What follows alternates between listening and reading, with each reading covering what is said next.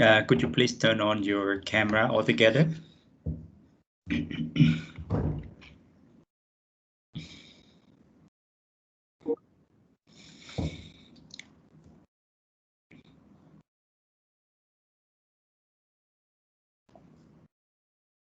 Yes, please turn on the camera altogether, everyone.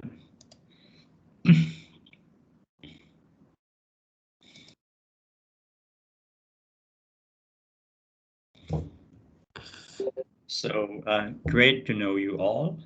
You are all safe and sound. That's what I presume. But I also learned that some of our students and our staff also get infected with the COVID-19.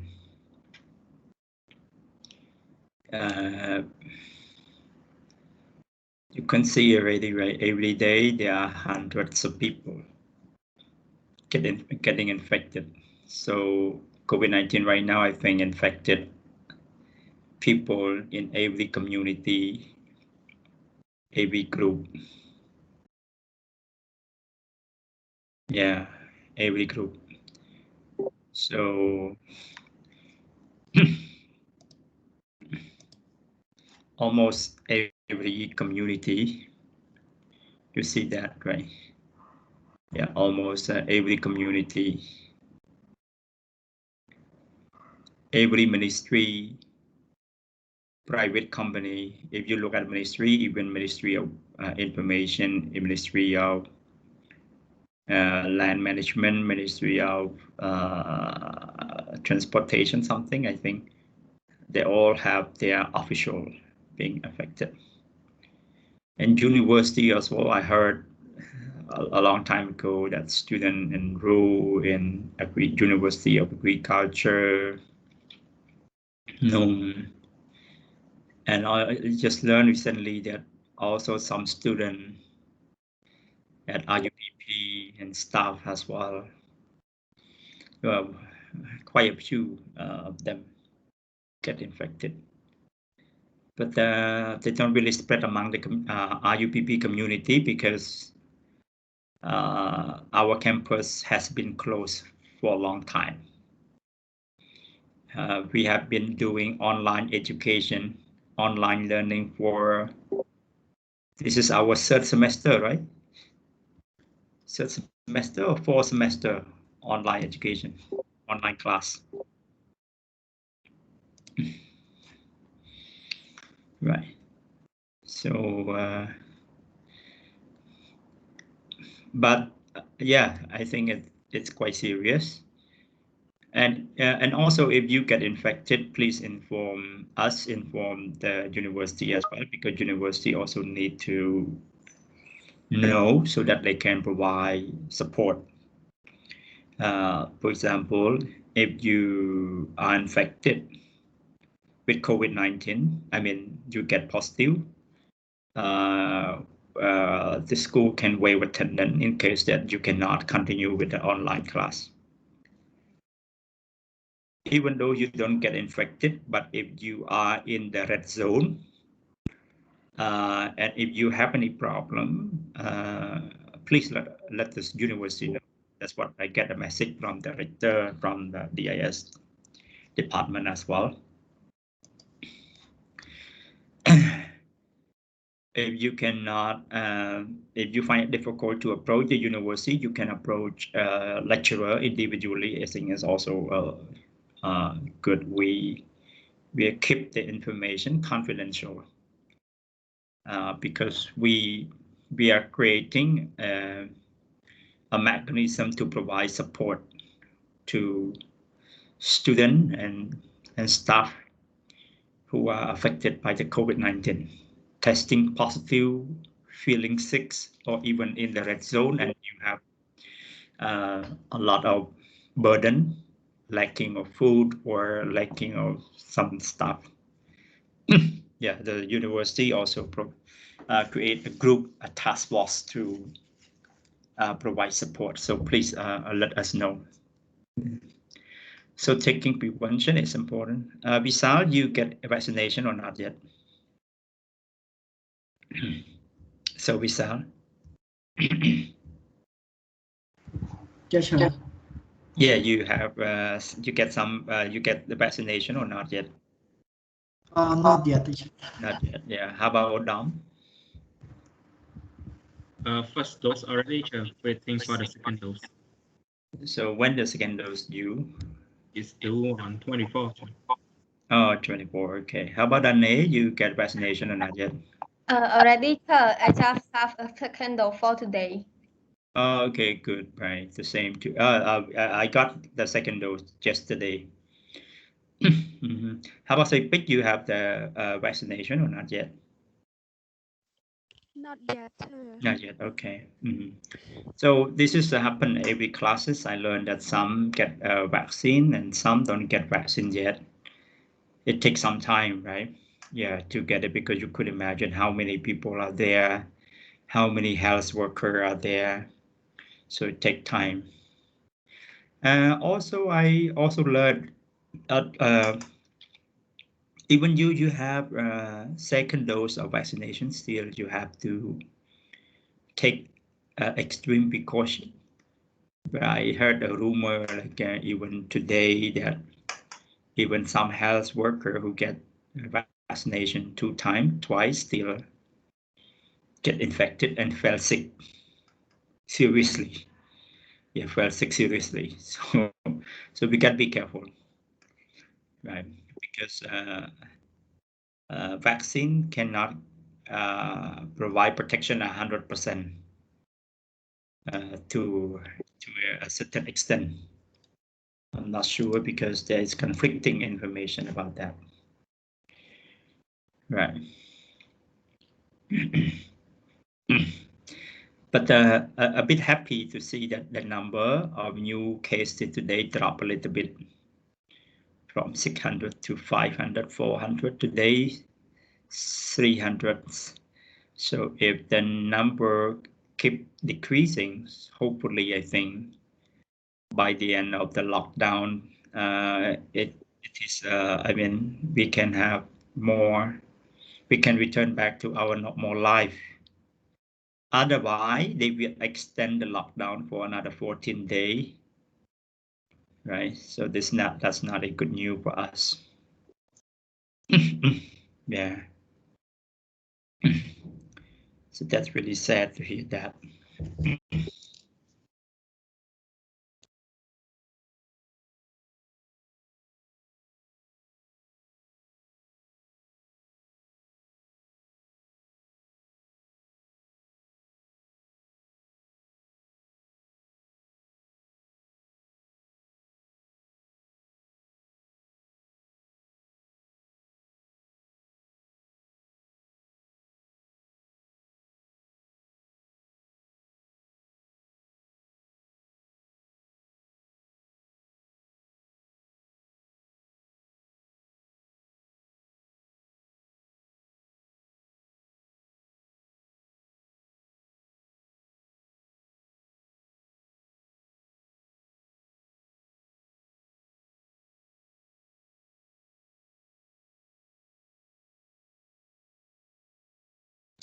Sorry, just sending an emergent message.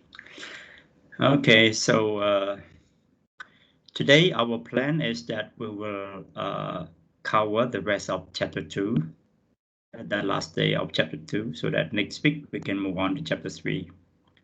So we cover some of the concept in our textbook. I take photo of the pages that I want to cover and I will show you. And then from that we can move on to group work, group tasks to continue our tasks. You remember last time we asked you to create 6 research topics and 6 research questions. 3 pair of them are empiricals and another 3 pair are interpretive. So today task, we will ask you to decide and pick up one to be the topic and research question for your assignment, and provide the research justifications, and break down the research question into a few sub-research questions. So we move step by step toward our assignment every day, right? So I don't have a deadline for the assignment. Until the end of the semester, I will tell you, I give you one extra 2 or 3 weeks just to write up, collect the data and write up to research. That's it. Right. So this is our plan to cover.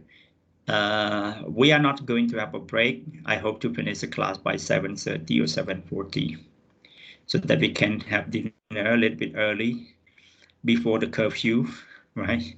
So I think it's better, right? Okay, so sorry, I opened this one. There's a lot of message today because one of the teacher in French department is dead, so there's a lot of condolence message in the group. Okay. Okay, so everyone, let me show you some things to do here.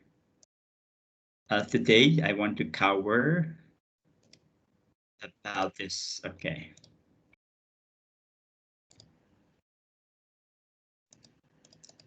I want you to have a look at the research process here. This is a process, the step of the research process that we can really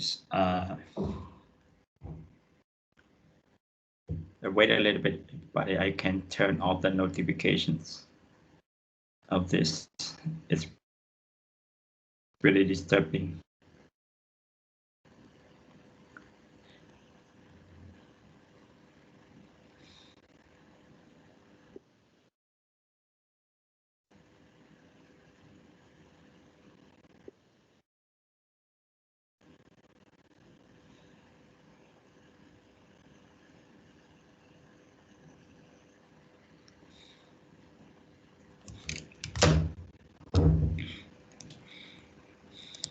Okay. And I already turned on notification. How come they already still pop up? Wait a little bit. Sure, you have to restart Telegram. Yeah. You have to restart Telegram. Oh, I have to restart Telegram. Yes, sir. Okay. So let's.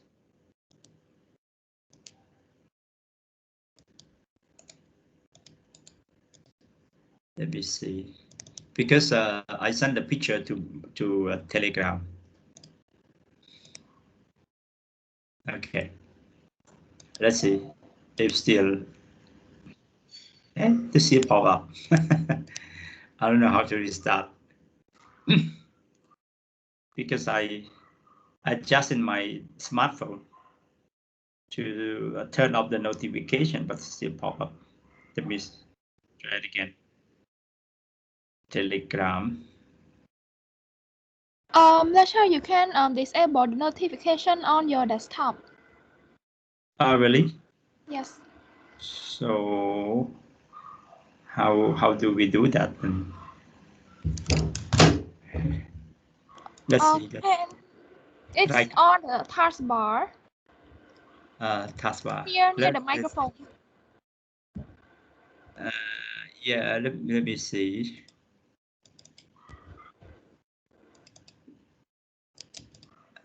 Okay, right here. We have. Where is it? Near along with the Wi-Fi icon, there's a icon near the microphone. Near the Wi-Fi, near microphone. Oh, okay. Yes. And Right click. right click on Telegram. Okay, right click. Disable notification right here, right? Yes. Okay, let's see. It's really disturbing. So many condolence message. Right. So okay.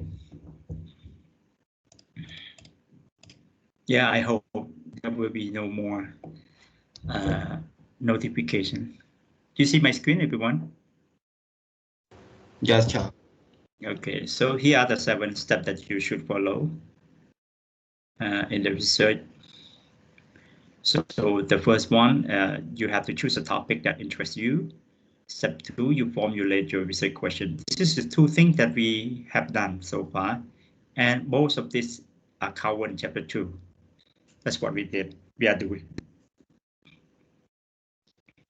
Step 3, we try to contextualize our research in the existing literature. In other words, we do the literature review. In the literature review, we answer the question, how have others answered our research question or related questions? So we study literature review in chapter 4. And step 4, we situate our research question along the empirical interpretive spectrum. That's what we have been doing in chapter 1 and chapter 2.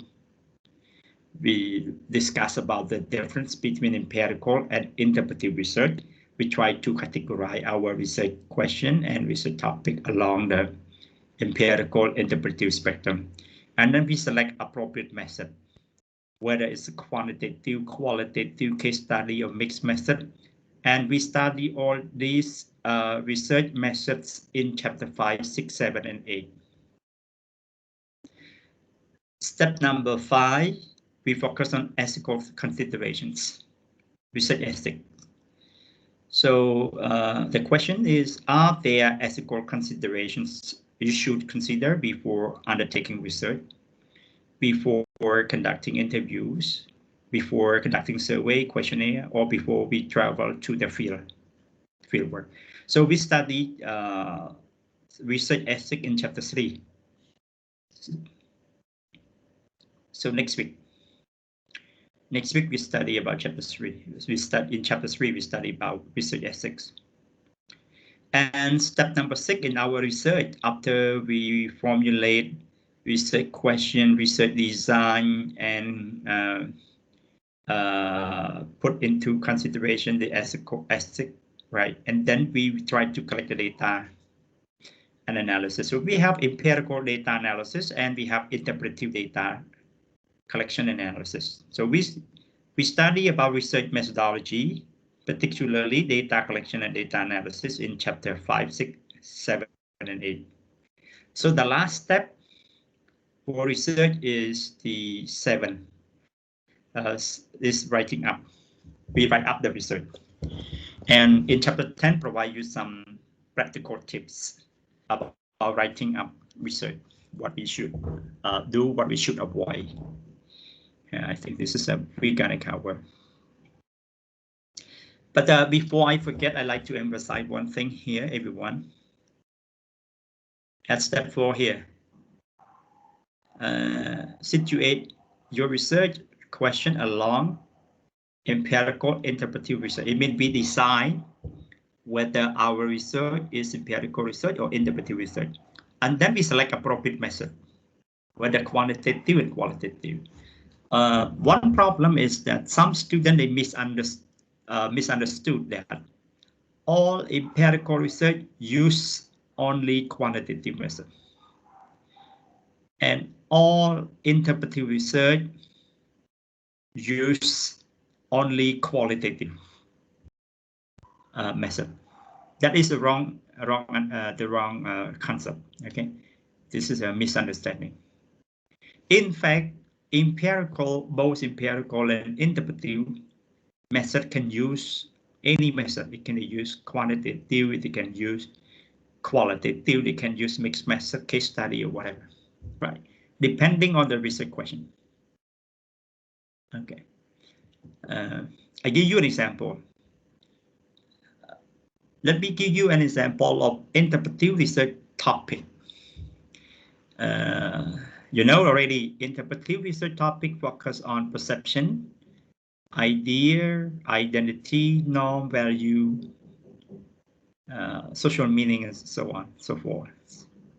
So let's say that our topic is to study about DIS student perception about the government, Cambodian government handling the COVID-19 outbreak. So this is interpretive research topic because we focus on the student perception. You know, some interpretive topic, if you want to study about the leader,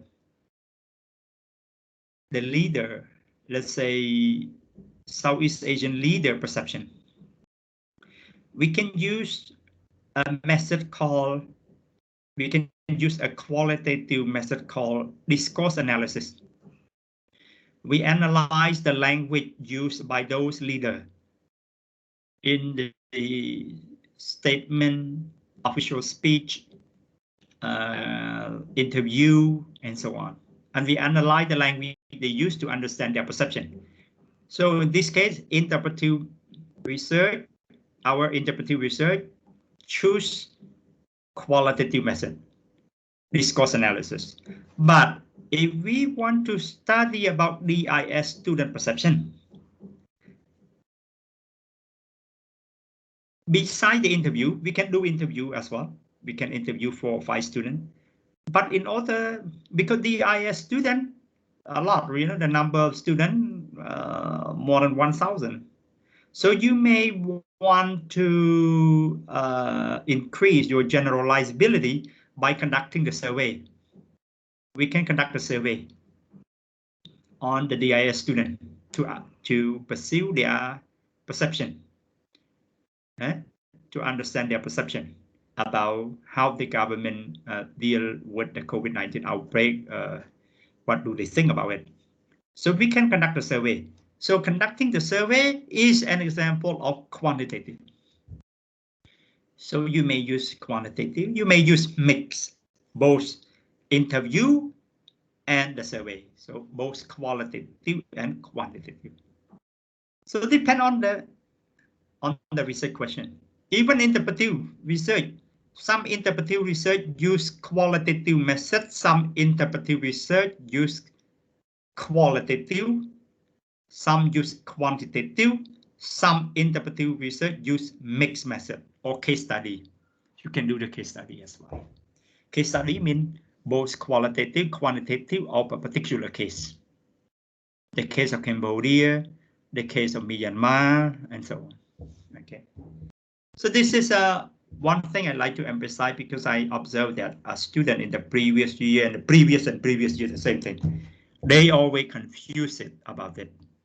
They misunderstood that empirical research always use quantitative method and interpretive research always use qualitative method. That is wrong. Okay, that is wrong.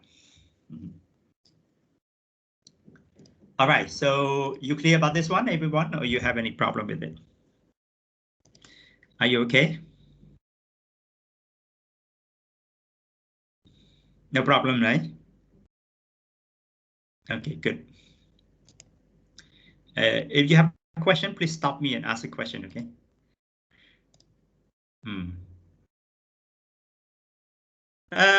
When you have the research question, you can think of the research design and research question that the method that go along with the research question. Here, from research question to research design. Hello, teacher. Yes. Could you give an example of a qualitative research question in empirical research? Pardon. What was your question again?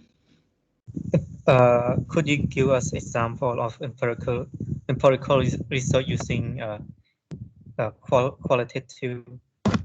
Right. Okay. Good. Let me give you an example.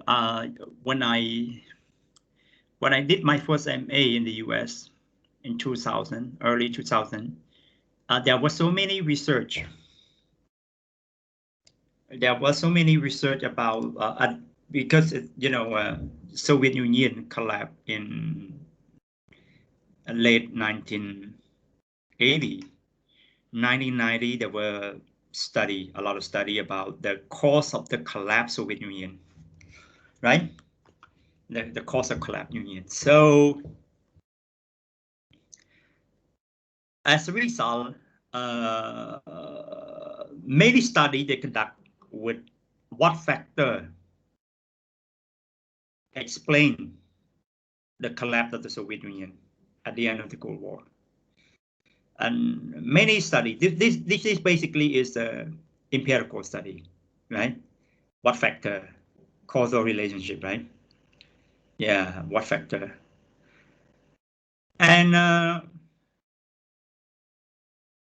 this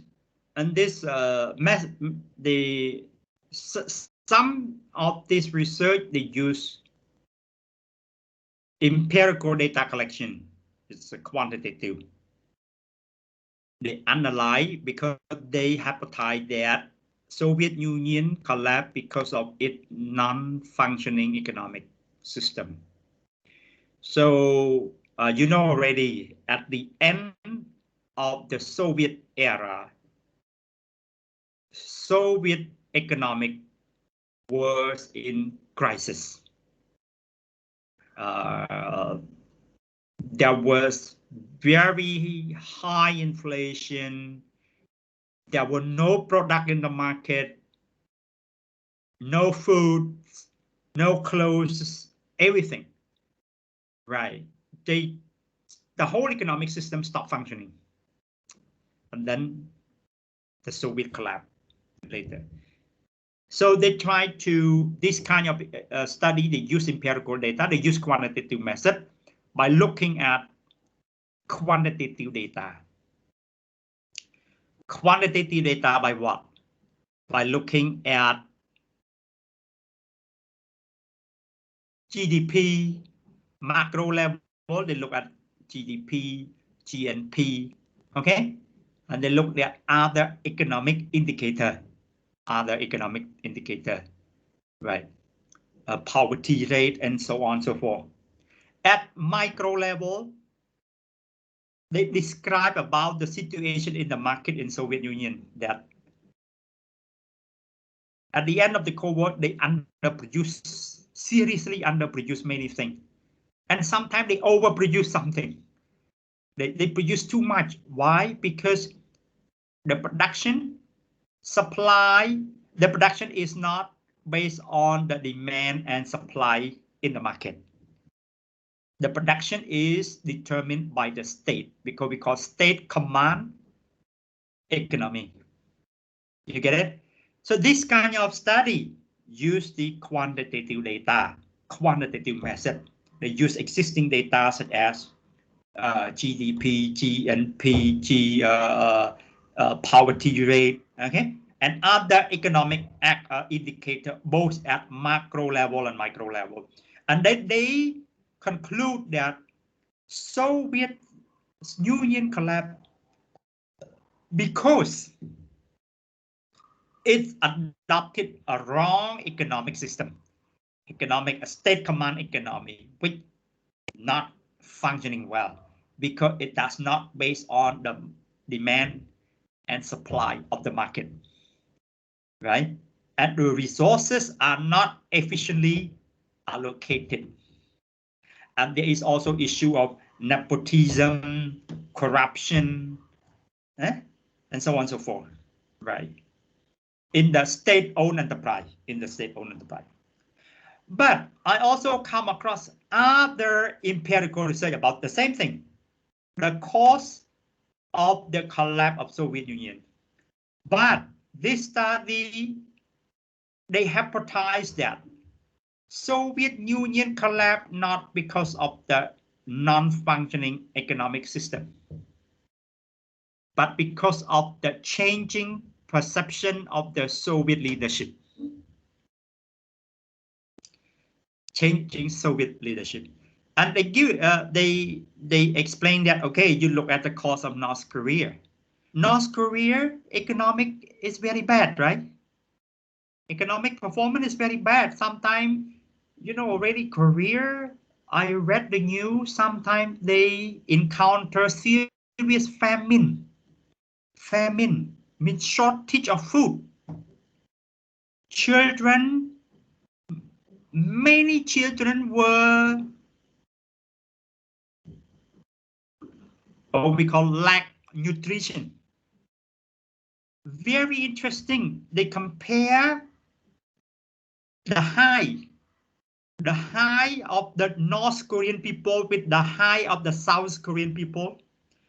And they find that this is the first time in the human history that people with the same race, the same origin, have different high. It means that North Korean people on average are shorter than the South Korean people because of the lack of nutrition, lack of food, to be honest, lack of food.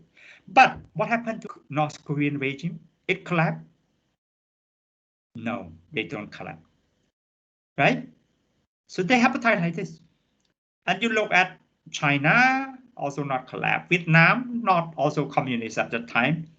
But later on, they change their economic system. They switch. So it happened that the Soviet Union collapsed not because of the non-functioning economic system, but instead because of the changing perception of the Soviet leadership at that time. You know Gorbachev, right? The last Soviet president. Gorbachev, Mr. Gorbachev. He has a bald head with a map on his head. You remember that? The guy that turned to the West because his perception, he has changing perception. And how do you know that? You know what kind of method they study the perception of the Mr. Gorbachev? They use the discourse analysis. Discourse analysis. They analyze the language used by Mr. Gorbachev in his speech, his official statement, his interview, to understand his perception. So the research found that Mr. Gorbachev, unlike his predecessor, I mean the previous Soviet leader, he has a more positive or favorable perception toward the West. He saw the Western country as more developed than the Soviet Union, right? Especially in terms of economics, right? So he acknowledged that Soviet Union was not well developed. Soviet Union have some crises, have some weaknesses. So he want to change. He look forward to the Western economic development model. So he initiated change in the Soviet Union. A reform, we call a reform agenda, a grand reform agenda. Do you know what do we call a grand agenda, reform agenda in the Soviet Union, leading to the collapse of the Soviet Union at that time? Glasnost and Perestroika. Perestroika, right? Yeah. Soviet Union at that time, under the Gorbachev leadership, initiated Perestroika. But Perestroika is a grand reform. And then the Soviet Union was like a giant, an elephant, right? And you move fast, and then you turn immediately, you collapse. And other Soviet satellite country also follow the same suit. Like Vietnam, they also initiate a reform agenda we call đổi mới, right? You remember? You study IR, you know about the world history. So you see, this kind of empirical research, they use qualitative method. They analyze the speech of Mr. Gorbachev to understand his perception. And we call this method discourse analysis. So discourse analysis is a kind of qualitative method. You get it? Right. So this is an example. This is an example, okay? Yes.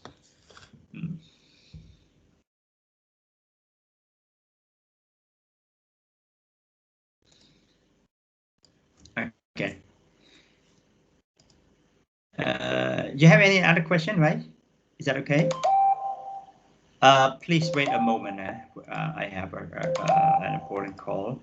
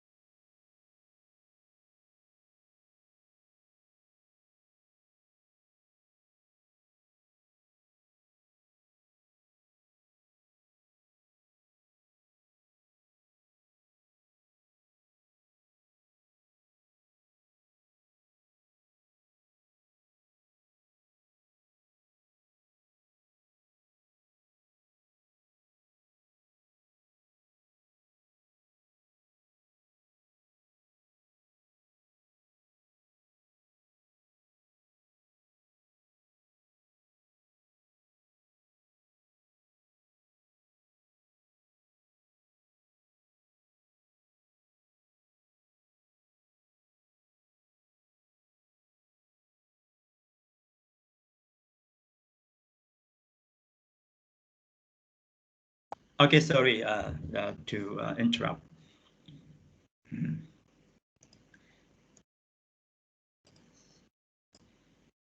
Okay, so this is a research question, and this is you just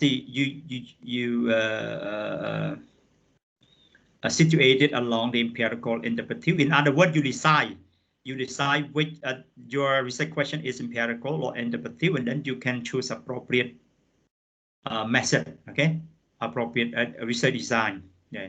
For example, if your question is what are the causes of European integration? And you see, you ask about the causes after the Second World War. So this is empirical. And what do you think? What kind of research in terms of is it causal explanatory or is it constitutive theory? So this is causal, right? Because you ask about the causes. Like causal explanatory.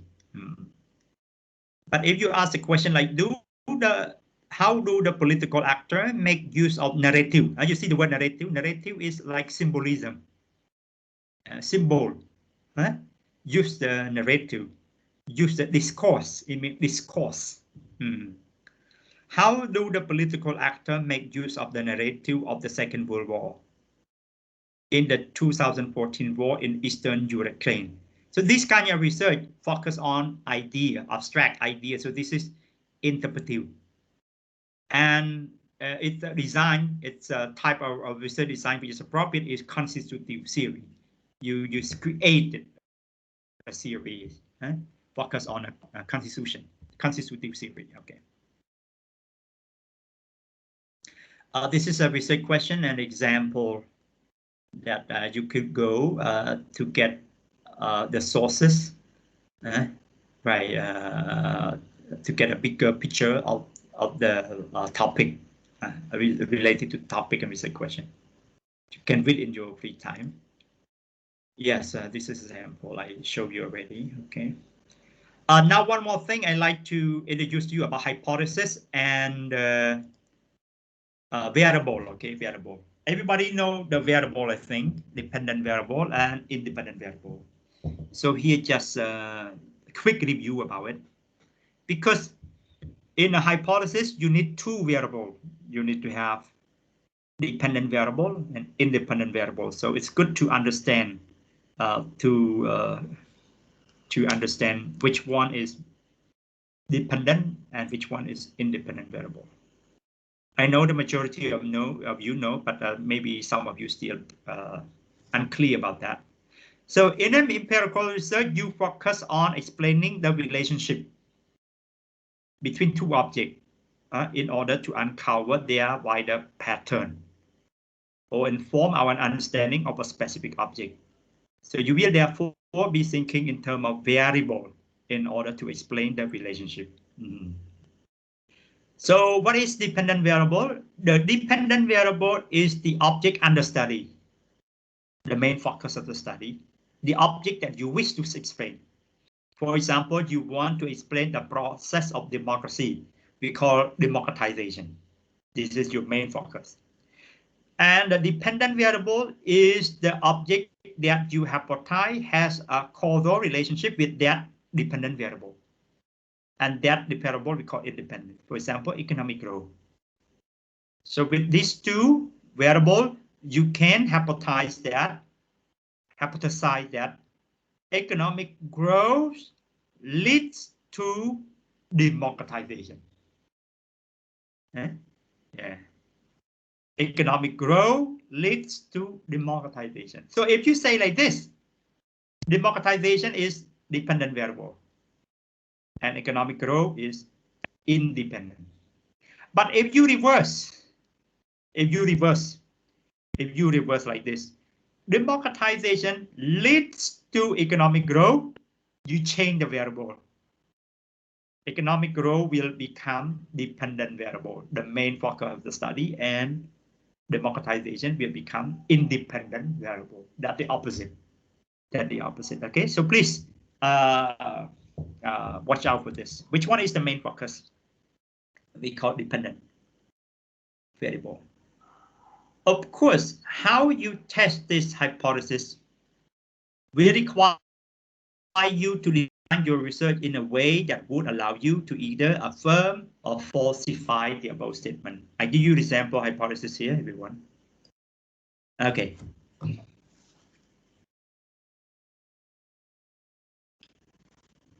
Now you have two hypotheses, hypothesis 1 and hypothesis 2.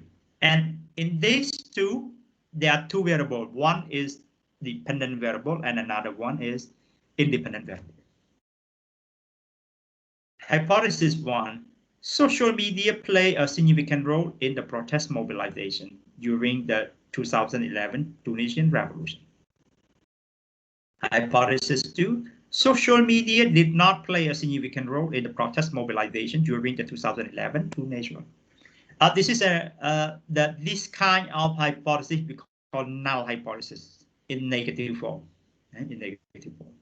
So in these two hypotheses, hypothesis 1 and hypothesis 2, there are two variables, social media and protest mobilization. Can you tell me between these two variables, which one is dependent variable, the main focus of the study, the main object of understanding? Protection. Dependent variable, protest mobilization. Yes, protest mobilization. That's independent, right? Yeah, that is dependent dependent variable. Okay, protest mobilization. You are right. Yeah, this is dependent variable. Okay, good. Teacher, but wait. Yes. You have a question? Go ahead. Can you move back? Yeah.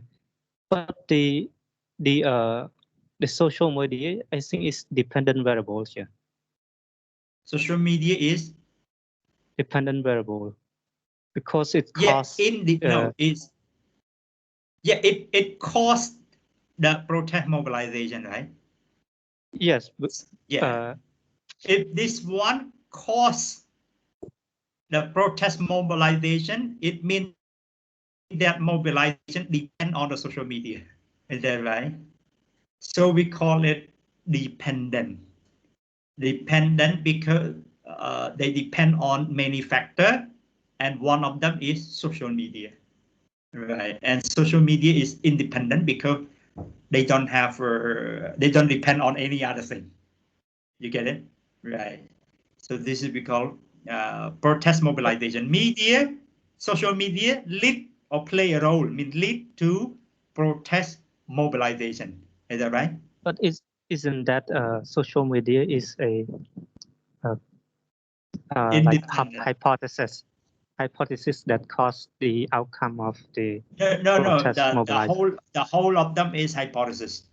Hypothesis mean a relationship, a statement about a relationship between two variables. So the whole sentence here is hypothesis. But then you involve two. Now I give you an example. If you look at this, economic growth leads to democratization. Economic growth leads to democratization. So economic growth is independent because they don't depend on democratization. But democratization in this statement, democratization depend on economic growth because economic growth leads to democratization here. Dependent variable is the object under study, object you wish to explain, that is democratization. So the same, if we go back to our hypothesis, social media leads to protest mobilization. So protest mobilization is dependent variable. Is that right? The same, right? Yes. I just want to clarify because sometimes it's a little bit confusing, right? Confusing. But I think one way to do it is what dependent. It depend on the other factor, but the other factor don't depend on it, so it become independent.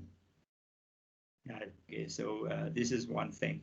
Okay, I give you another example about hypothesis here. This is a different way of writing hypothesis. The cause of two-nation revolution were economic. Oh, okay, economic. The causes of two-nation revolution were political. So there is no null hypothesis here. Different. One is the cause. One cause is economic. One cause is political. So which one is dependent variable? The main focus, the object under study. The cause that depend on the other. The cause of the Tunisian revolution. Two-nation revolution. That is the two-nation revolution is dependent. Yeah, it's dependent. They depend on other factor.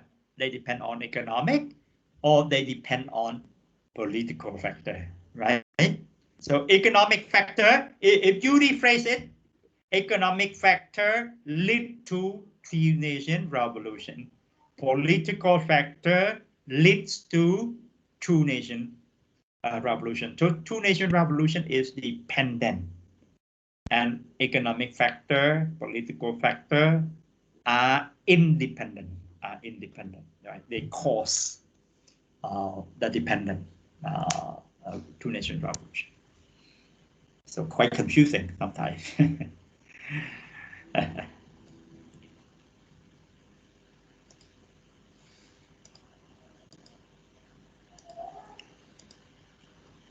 One thing I think before we come to research proposal, I like to highlight. Some empirical study they focus on agent and structure debate. You get the book in the book. What is agent and structure debate?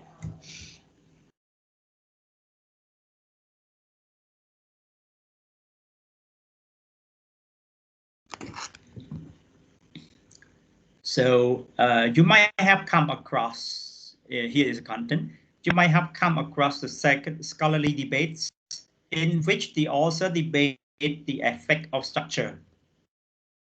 The effect of structure versus individual agency, whether individual agency can influence the structure or the structure influence the individual agency. Okay. So this debate essentially boils down to a divergent views on the scope individuals have to affect change in their society, in their system or structure. Is individual action conditioned by the institutional or social economic structure? Or can individual radically change or alter the political trajectory of their country through their policy choice? Right. So it's kind of debate whether individual agent influence the structure, the society they are in, or the society, the structure, the system influence the action of the individual agent. There is debate about it. There is debate about it. Okay, right. There is this kind of debate in the IR theory. Yeah, in the IR theory. So this is we call agent structure debate.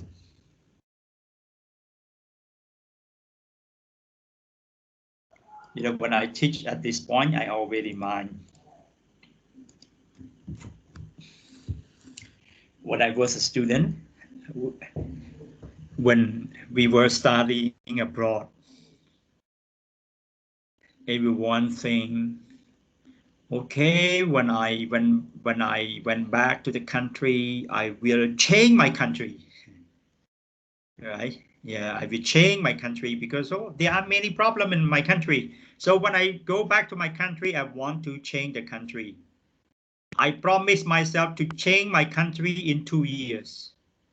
But when you go back, your country change you in 2 months, right? You cannot change the country if the country change you, right? So when I see the word like, so it's an example debate whether individual actor can, in the field of IR, individual actor can influence the system or the system influence the individual actor, right? So when we were students, we always have very big dream, right? Very big dream. But when you get older and older, your dream becomes smaller, but more realistic, right? But we were young, we have a very big dream.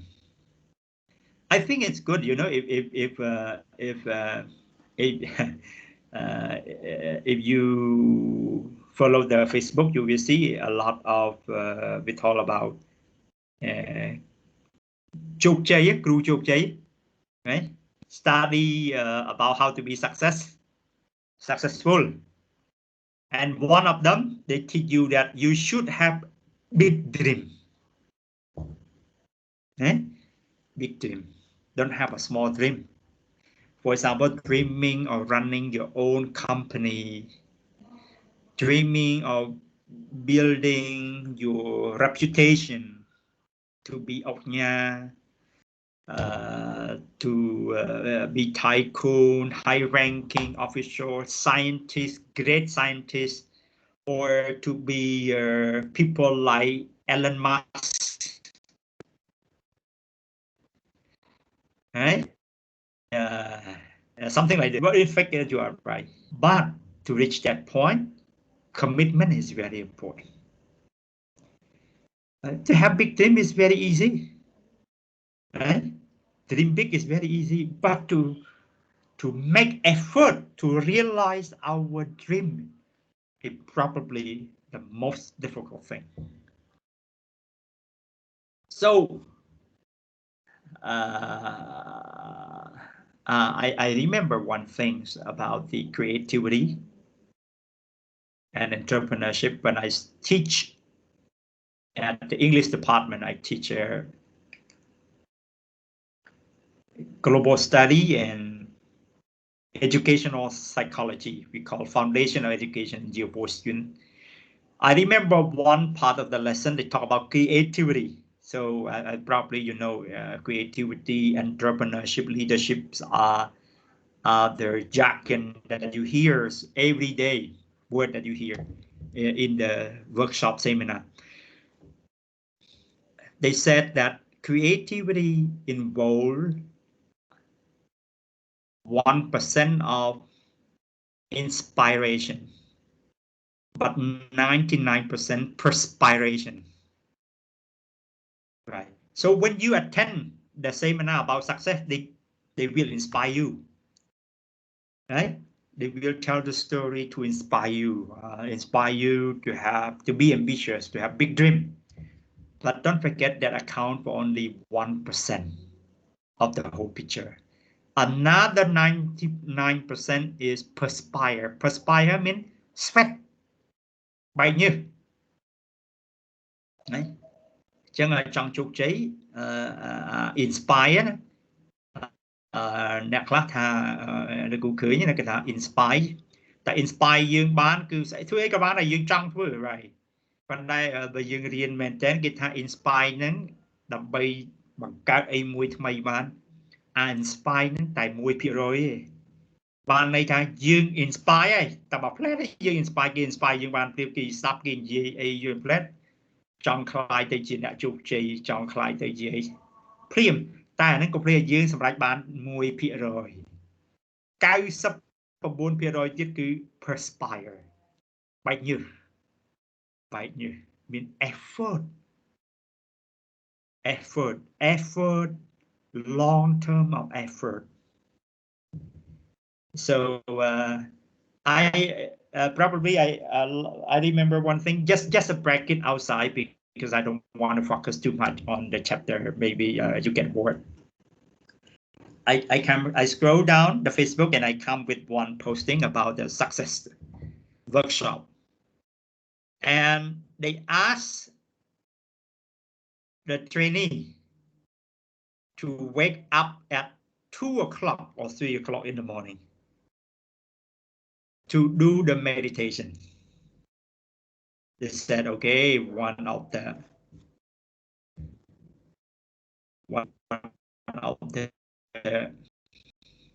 to be, is to train yourself to get up early at 2 o'clock. I think it's good. It's good if you can wake up at 2 or 3 o'clock for 20 years. You will become very successful. Not just one day. Not just one day. Okay, when I was in US, I do the course, not the research, because MA we have 2 tracks. Yeah, one is course based and the other one is research based, right?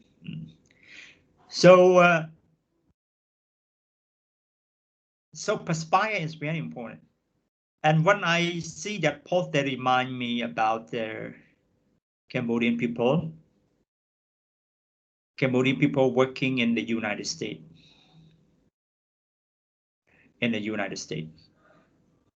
So I remember on holiday, my school was in San Francisco. So on holiday, I drove back to LA because my brother live in LA, Los Angeles. And on holiday, my brother took advantage of my holiday.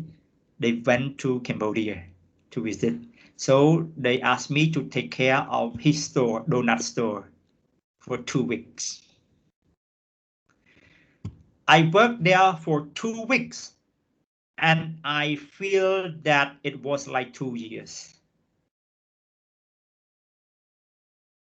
And I just can't believe how could they take care of the store for 20 years and now 30 years.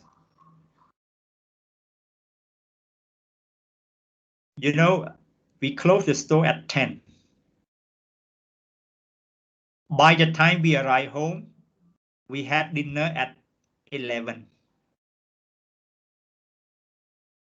Almost 11. And we have to go to bed very early. Why? Because we have to wake up at 4 o'clock and going back to open the store. And waking up at 4 o'clock in winter, I remember at Christmas time, it was freezing. And you didn't want to wake up so early. Right? So you sleep only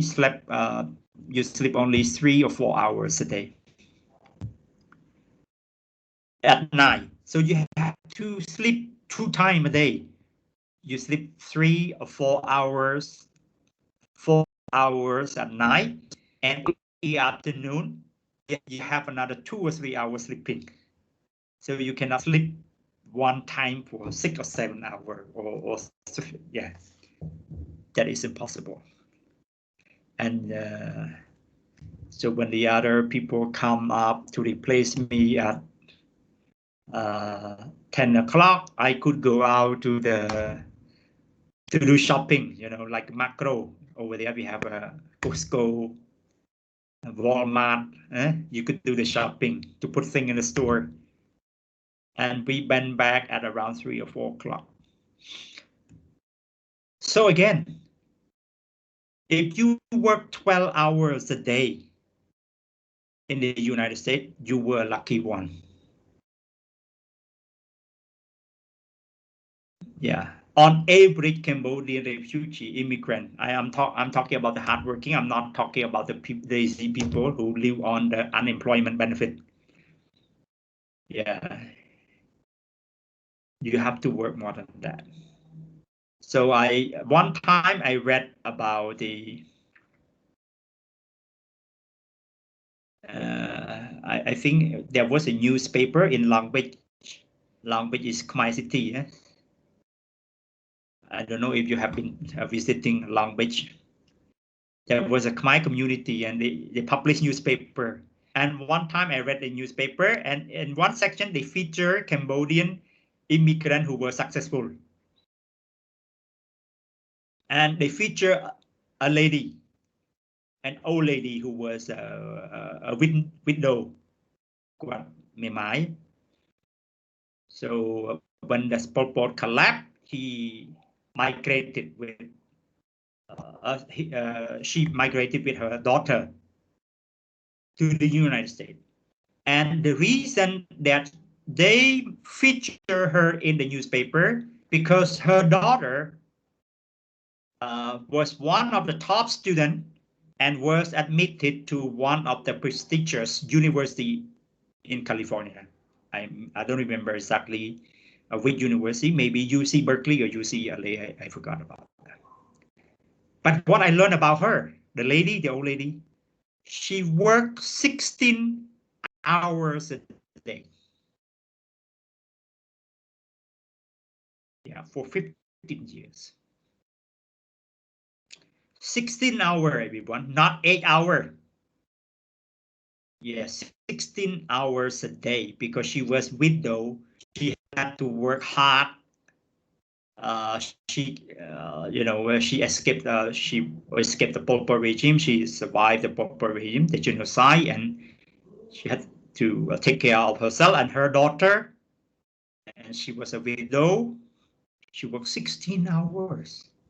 Could you imagine that? Right. And they don't call themselves success. Right? Yeah. So if you go back to the donut store, because many Cambodian people who migrated to the US after the collapse of the Pol Pot regime, they went into some small business like donut shop or liquor store or the small business, family business. Right. And those people, they work very hard. For example, like the donut store my brother opened. You know how many days off they have a week? Sorry, a year.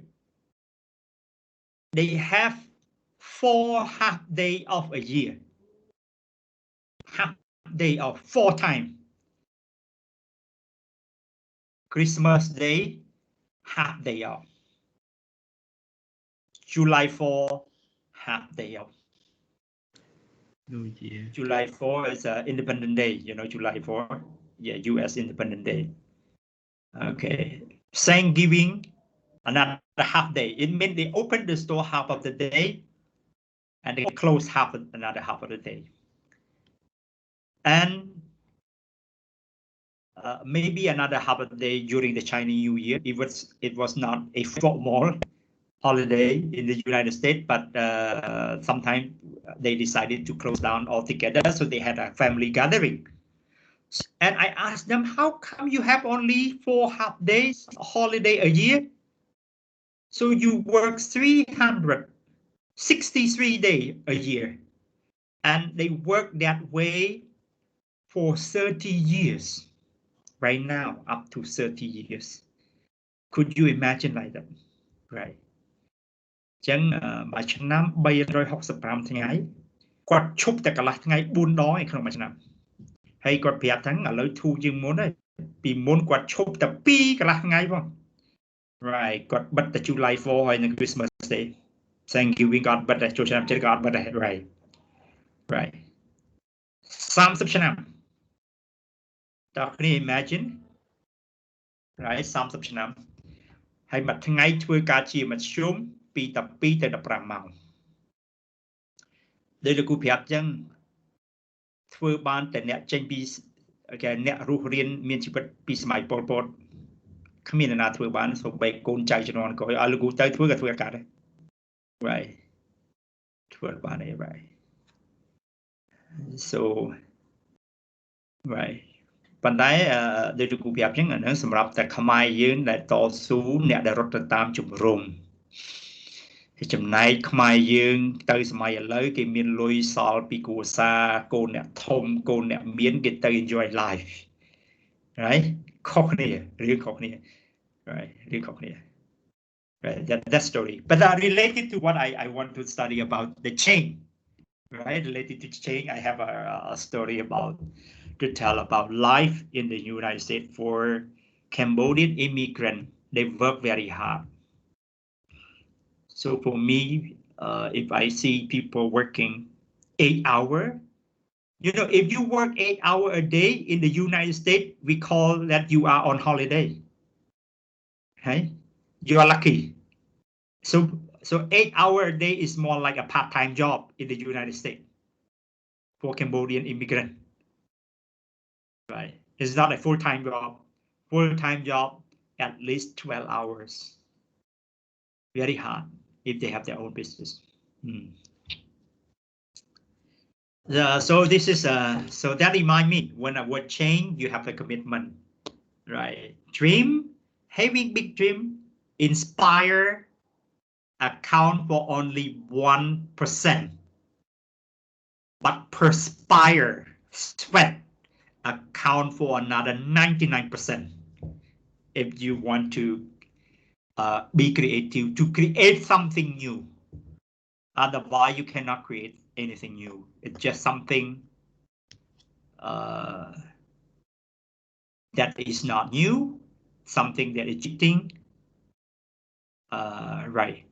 That's why I think probably everybody know about Cambodian song. But now it's okay. I think in the previous year, there was the issue of Cambodian song. When the new Cambodian song coming out, they claim that this is new song, but after a while we learned that this song was actually copy from Thai song or Vietnamese song. Right? We didn't create anything new. Right? Because again, we have to invest much more effort to create something new.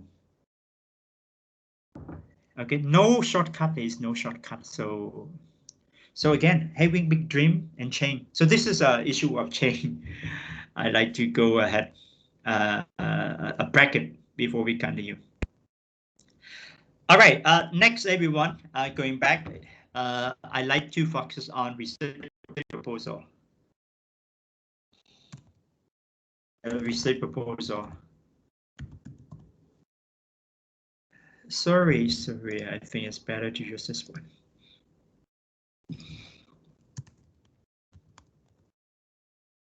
I think everybody already studied about research proposal. And probably you are familiar with how to write research proposal. But my observation is that some students have problem with both the content and the format. In the format, they keep asking, what kind of format should I use in the research proposal? Is it paragraph writing, essay writing, or can we use like bullet point, right? And the content,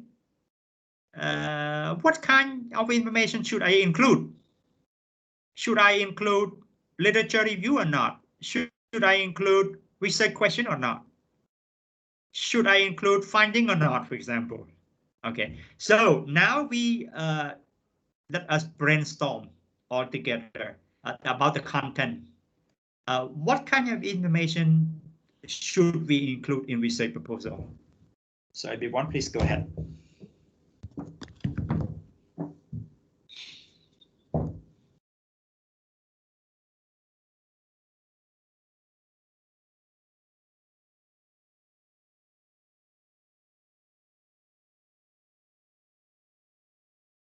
You see my screen, everyone?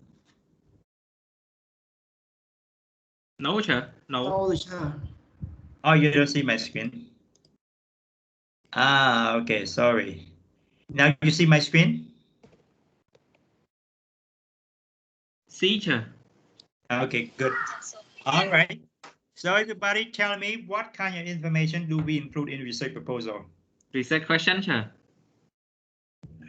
Research question. Okay, so let me write down research questions. What else? Introduction, teacher. What's that?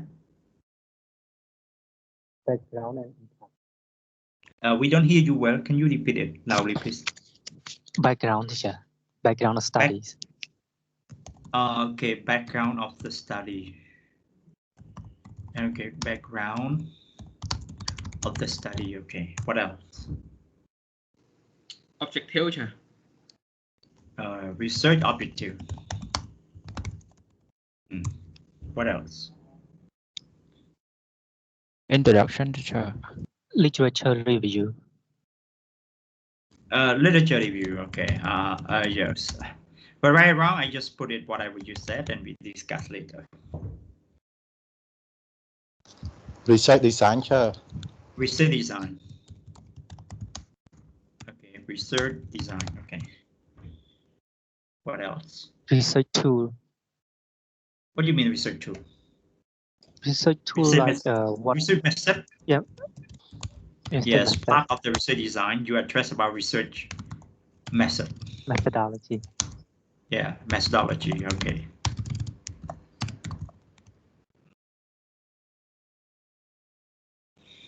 Anything else? Summary, sir. Reference. The What do you conclusion. mean summary? Conclusion, sir. Abstract. Reference? Abstract. You No, sir, mean- conclusion. Reference? Yes, sir. Reference Yeah. and conclusion. What do you mean conclusion? If you are talking conclusion, we are talking about the format. If it is the essay format, you are right. You should do it again. You're right. What else? I heard a lot of you say something else that I may not include it. Reference. What else? Introduction, teacher. Well, introduction is the format, like I told you. Yes, it is essay writing format, right? So you should have introduction. You need to have body. Body consists of 3, 4, 5 paragraph, depend on you. For example, you may have one paragraph to talk about research question and research topic, one question about research objective, one research introduction part of background study, one paragraph about research design, research methodology, tool, and so on and so forth. And then at the end, you have conclusion. You may think about what kind of information you include in conclusion, right? Right. How about finding? Do we have finding? Finding does not include in research proposal, teacher, Why? because we haven't collect any data yet. We haven't conducted the research yet, right? Yes. Right. It's just a plan. Research proposal is a research plan, right? Yeah, we don't have it yet. That's right. We don't have finding yet. Oh, we don't put a summary here. It's not abstract. We put abstract next to the research. Research writing, dissertation, journal, for example, the whole research writing. But this is a proposal. So that's why I think it's important. So I'd like you to have a look at at this definition of research proposal. Okay, everyone, look at this because research proposal is important. You will write research proposal for your supervisor before you the supervisor approve so that you can write your dissertation, right? Yes, and you propose for funding, also important. And most important at all, it's important for our class because during the midterm or exam, you may be asked to write a research proposal. We cannot ask you to write a full research paper. We don't have enough time. So maybe we can ask you to write a research proposal instead. Did you do that in your semester exam in semester 1, everyone? Yes, sir, but I very don't know, short, teacher. like around 100 words. Yeah, okay. So what is research proposal? A research proposal is normally a short document, often for undergraduate work. It can be only about 750 words, about 2 pages. So it varies from 600 words to 850 words, 1.5 pages to 2.5 pages for your level, undergraduate, bachelor level. But for more substantial projects such as postgraduate thesis like master or PhD, it can be considerably longer, from 5 to 10 pages. Okay, so remember, this is research proposal. So don't write 1 or 2 or 3 paragraphs and then you call it research proposal. No, at least 1.5 pages, at least 5 paragraphs. 1 introduction, 1 conclusion, and 3 in the middle. 3 paragraphs in the middle, in the body, at least. So a research proposal is a document in which you clearly and concisely provide an overview, an outline of your research project, thesis project, him in your research project, to your supervisor. So this is a research outline. After reading your BA thesis outline, your research proposal, your supervisor should know, okay, this is the information you should include. Your supervisor should know why you have chosen your research topic. Okay, so first of all, you have to justify your research topic. Why you are interested in that topic? That's what you got to do with your group work. Why you have chosen your research topic? Be familiar with scholarly policy debate your thesis engages. So this is a combination between literature review and significance of research. Yeah, be familiar with what scholarly policy debates your research engage. Know what research question you aim to answer. This is a compulsory. But I come across some students don't include the research question in the research proposal during the exam or the midterm. This is a big mistake. You have to include research questions, state your research question, and understand how you will go about answering your research question. Okay. and understand how you will go about answering your research question. This is research design. How do you plan to collect the data, to analyze data in order to answer your research question? Okay, research design. So you may need to have this.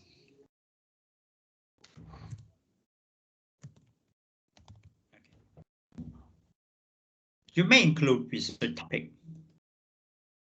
You need to include research question. You need to justify why you have chosen your research topic. And significant of research with literature review, a short one. So very short, this is all summary. In your research proposal, only 1.5 pages or 2 pages. Don't write too long and nonsense, just write short and clear and condensed in meaning. Research objective, optional. Research design is a requirement or research methodology. You cannot have finding, but you may have expected finding. This is optional because sometimes you have a hint or a clue what will the finding be like in general, not in specific, because in specific you don't know. Only after you conduct the research, actual research, and you analyze the data for the detail. But you may have some hint about the general picture of the finding. You can put optional. You don't need.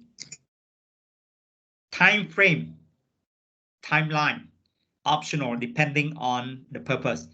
If you submit I feel it's like the your same. proposal for funding, was it? Hello, teacher. Yes. About research justification and research significance. I feel like it's the same thing, right? Yeah, it can be similar, right? But they're not exactly the same.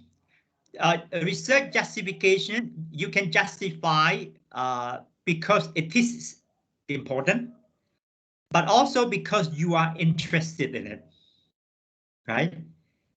Because you have chosen a topic because you feel that a topic is very important.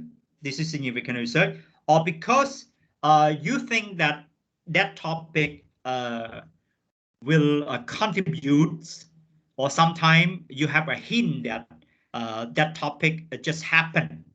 For example, you talk about the case of Myanmar, huh? The military coup in Myanmar, right? Maybe you're interested in this topic because it's a hot topic, right? It's a hot topic. It's current issue, but in terms of significance, maybe not so much, right? Not so much. So it can be the same. It can be different, right? It can be the same. It can be different. So for time frame, let me continue about time frame. Time frame, it depends. If you submit the research proposal for funding, you may need time frame because your sponsor need to know when you restart, your field work, when you are supposed to conclude your finding, conclude your research, okay, and so on and so forth. Reference, especially in the research proposal, but not during the exam. Because during the exam midterm, you cannot use it, but in the actual research proposal, when you do the quotation, you quote it in your whatever literature review or background of research, you need to use the reference. Okay, provide the reference. Okay, that's important.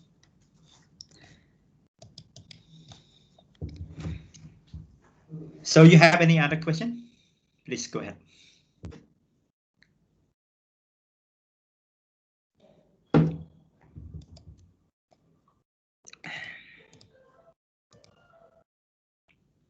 Hello, teacher. Yes, please go ahead. I'm a bit behind, so there's no literature review, right? Literature review, it can be background of the study, but not so much literature review because you know already that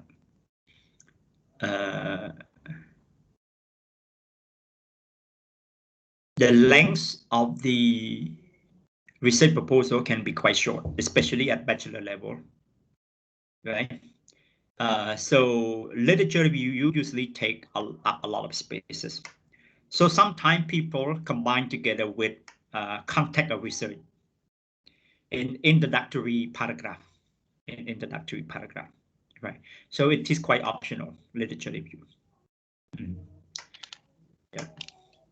It's not a requirement. Because if you look at the definition of literature review can be different from context or research or introduction. You have to discuss about scholarly debate. You have to discuss about the conceptual framework and theoretical debate, which sometimes take up a lot of spaces, which is not suitable for the research proposal. Yeah, research proposal. Okay.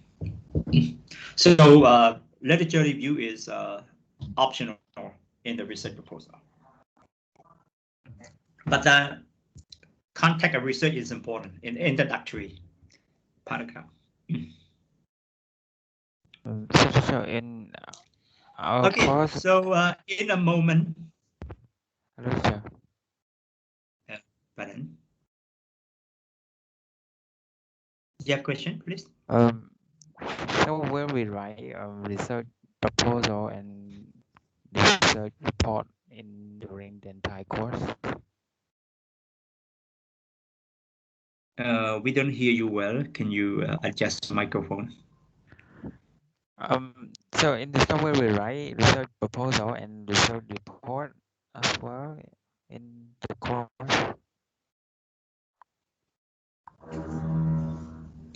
I don't get your point. I think we don't hear you well. Can anyone repeat what he said? He asked you that during this semester, are we going to write research proposal or not? Our assignment will be a research, not a research proposal. What about report? What do you mean by report? We said report here. We have done the research proposal like report for the data that we have collected. That is not a report. That is a research. We will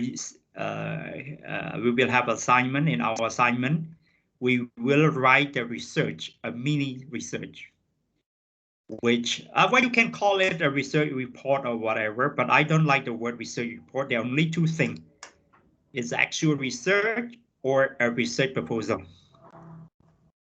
Okay. So our assignment will be like an actual research, but it is a mini project, a small project, right? Yeah, a small project, right? Yes. Okay, any other questions before we move on? So what we're gonna do in a few minutes, we will have 20 minutes for you all to go to the assignment group to do 3 tasks. But after I check attendance, first, you select one out of the 6 topics and 6 research questions you created, 3 empirical and 3 interpretive. You pick up one, you decide to select one for your assignment. Okay, so first task. Second, justify why you have chosen that topic. Third, break down the research question into a few sub-research questions. So please create 2 or 3 sub-research questions. But there are some rules for sub-research question. Sub-research question have to be parts or element of the main research question. sub-research questions have to be exclusive from one another. It means do not overlap with each other. Let me give you an example, everyone. If your research question is, what factors explain the Brexit? If you say, what factors explain the Brexit? This is main research question. So your sub-research question can be, what is the political factor leading to Brexit? Sub-research question 1. Sub-research question 2, what is the economic factor leading to Brexit? You see? If you want to add more and more, it's fine. You can add what is the social cultural factor leading to Brexit, for example. Hello, Okay? teacher. Yes. Hello, teacher. Could you repeat what you Yes. want us to do, teacher? Because I didn't hear you. Yeah.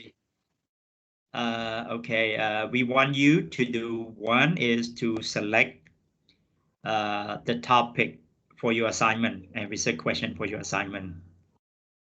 2, justify why you have chosen that topic and research question. They come from the 6 topic and research question you created, and you justify why you choose that one. And third, to break down the main research question into 2 or 3 sub-research questions. And here I'm explaining about the criteria for sub-research question. Because you know why I mention it? Because I know that students always make mistake when they break down sub-research question. For example, if you ask, what factor explain Brexit? It means you want to know the causes of Brexit. So sub-research question 1 can be, what is the political factor leading to Brexit? 2, what is the economic factor leading to Brexit? Or you can ask like this, what is the internal factor leading to Brexit? On what is the external factor leading to Brexit? So you see, 2 of them are element. One is about political and now the one is economic. And they are exclusive from one another. They do not overlap with one another. But my experience, sometimes the student, the main question they ask, what factor explain the Brexit? But then when they come to the sub-research question, they ask, what is the impact of Brexit on British economy? That is different. They are not, your sub-research question is not element, is not part of the main research question. That is wrong. You know why? Because when you collect and analyze the data, you collect the data and analyze the data to answer the sub-research question, because sub-research questions are more specific. So when your sub-research question are element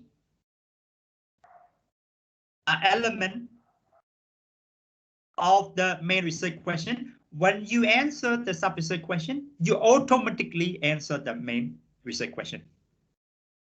That's why I asked you, I set up the criteria like this one, right?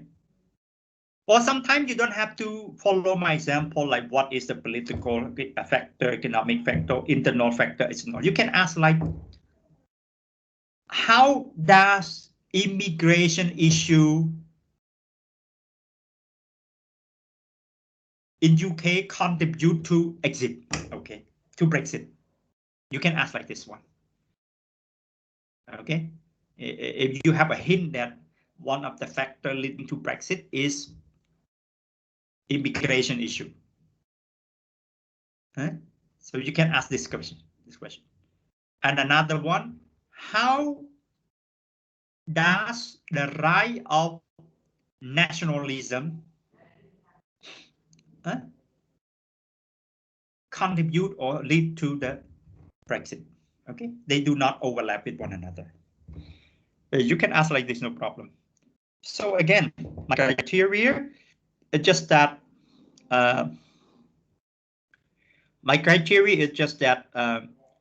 research question are part of the main research question. Sub-research question are part of the main research question.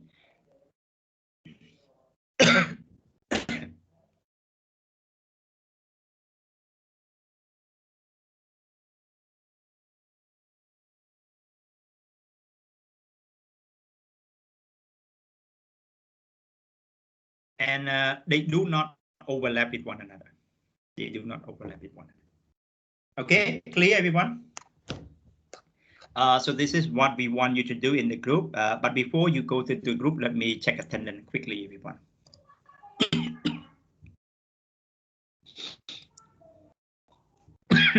Sorry.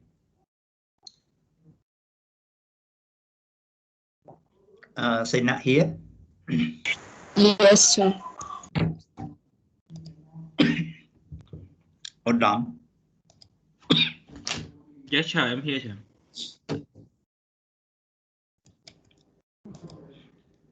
Muy vui.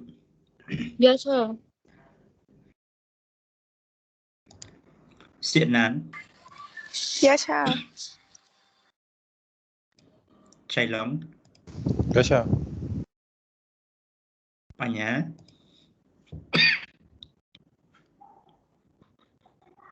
Bà nhá. Absent. Đà lính. Yes, sir. Đà nế. Yes, sir. Bà nhá ruột. Yes, teacher. Bò rà máy. Yes, leg. Bích tá. Yes, sir. Đà lì nhá. Yes, leg. Đà lì nhá. Monitor here. Yes, yes. Do you hear me? Okay, okay. We hear you now. Prasit. Prasati. Yes, teacher.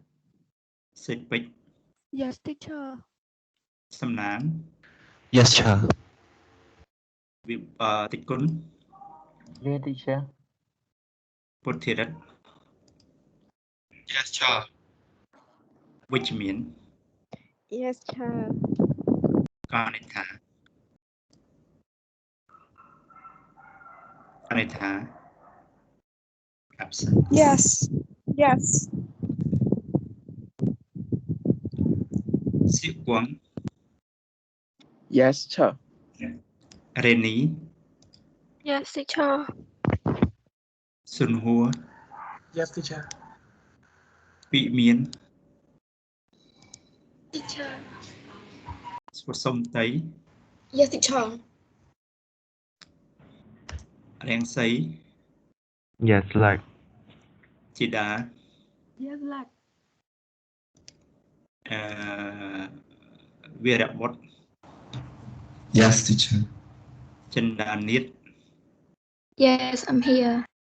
Sơ tị cún. Yes, sir. Kệ đi giá. Yes, sir. Sat ra niết. Yes. Sen ra sạ. Sir. Đào vĩnh. I'm here, teacher. Rất thi riết. Rất thi riết. Absent.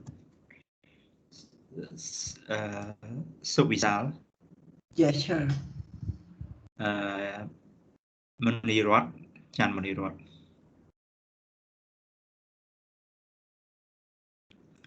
Chan mani rót. Absent. Chộp đen.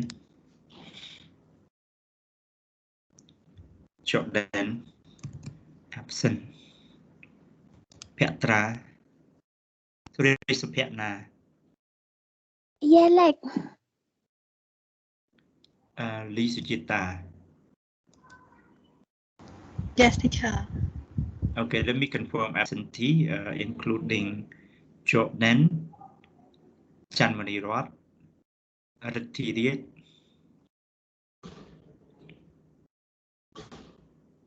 and Supanya. Hello, sir. I am. Who are you, please? No, that's it.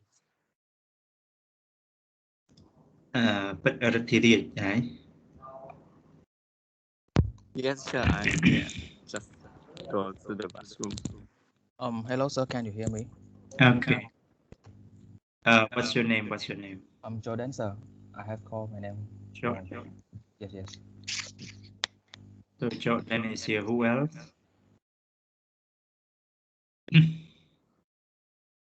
Okay, so what I want you to do is to go to your group now, everyone. One of you go to group 126. One of you host the meeting, and the other join the meeting. Okay, you have 20 minutes, so everybody come back at 7:50. Okay, we have 20 minutes from now, so it's our time to be back in this common room is 7:50. So please go to the meeting room now, assignment group now, and host a meeting. Group 2 already host a meeting. Group 4, how about group 1, group 3, group 5, group 6? Hurry up. One of you host the meeting and the other join. Yeah, group 3 already hosted the meeting. Group 1, group 5, and group 6. Group 5, okay. Group 1. Host only one meeting in one group, okay? Don't host two meetings. One meeting, one group. Yeah, group 2 and group 3 and group 5, you host two meetings. Okay, good. So everybody go to your group. Group 3, okay, group 5, host only one meeting. So Dane, which mean Tida, Prasati, Radavin, go to your group now. Hurry up. Tida, go to your group. And Dane. Yeah, child, please wait. Okay, yes.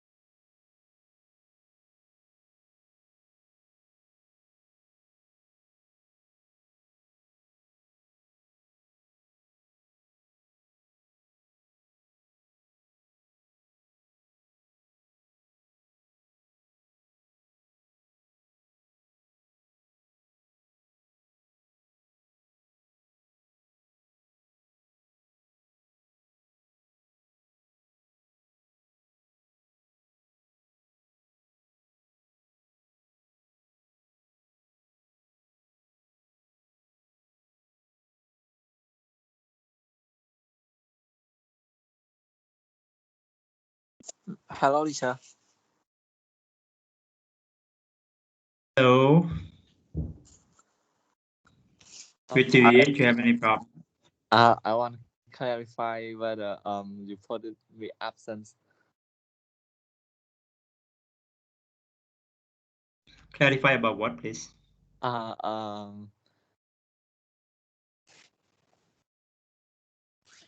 Like with at the moment I go to the bathroom and didn't respond to your calling. I know Rotary, right? Book Rotary, I remember that. Okay. Right. Yes. Thank you, teacher. Right. Okay. Yes, I think time is almost up, and I don't think we have enough time for the.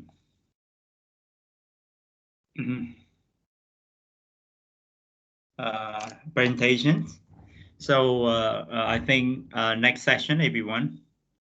Yeah, next sessions we will ask each group to present their topic, their selected topic, selected research question, sub-research questions, and research justification to the class so that we can comment.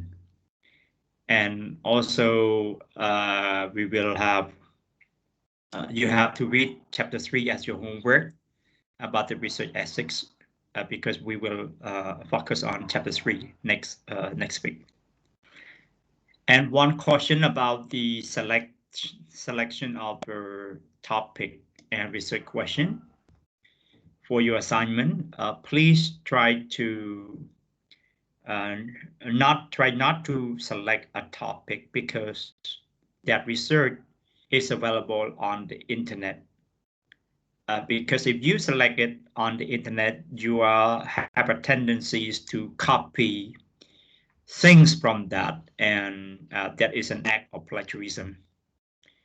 And I will check topic of every group against the internet to see if you have copied it from the internet.